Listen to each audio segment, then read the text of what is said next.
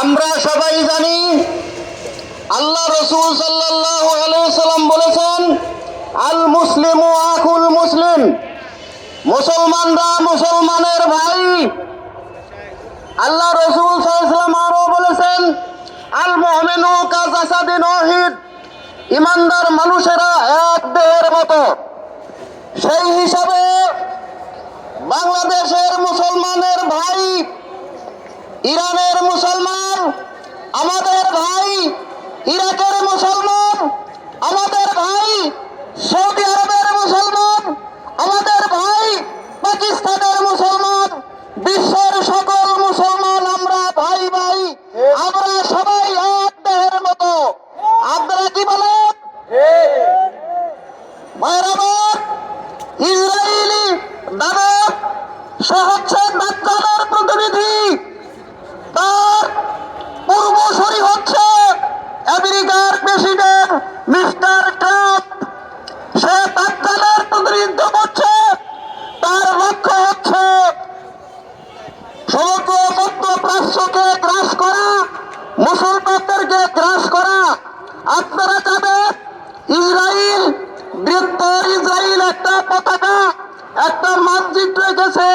তাদের উদ্দেশ্য হচ্ছে আমাদের প্রিয় ভূমি মদিনা শরীফকে দখল করা। ভাইরা, ওরা জানে একমাত্র প্রতিরোধ করতে পারে ইসরায়েলের বিরুদ্ধে ইসলামী প্রজাতন্ত্র ইরান এবং তার মহান নেতা আয়াতুল্লাহ খমেনি। এই জন্য তারা ইরানকে ধ্বংস করতে চায়, আয়াতুল্লাহ খমেনিকে ধ্বংস করতে চায়। যদি ইরানকে ধ্বংস করতে পারে, আয়াতুল্লাহ খমেনিকে হত্যা করতে পারে, তাহলে তারা সমগ্র মধ্যপ্রাচ্যকে দখলে নিয়ে গোটা মুসলমানদেরকে, বিশ্বকে দাজ্জালি প্রশাসনের অধীনস্থ করতে পারবে। এজন্যই তারা ইরানের বিরুদ্ধে উঠে পড়ে লেগেছে, ইরানের বিরুদ্ধে সামরিক আগ্রাসন চালানোর পায়তারা করছে।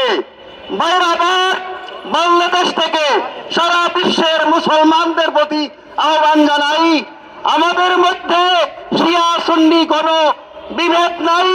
মুসলমান সবাই আমরা ঐক্যবদ্ধ হয়ে ইসরায়েলের বিরুদ্ধে লড়াই করতে হবে, আমেরিকার বিরুদ্ধে লড়াই করতে হবে। আপনারা জানেন ওই সাম্রাজ্যবাদী আমেরিকা ভিয়েতনাম থেকে পালিয়েছে, আফগানিস্তান থেকে পালিয়েছে।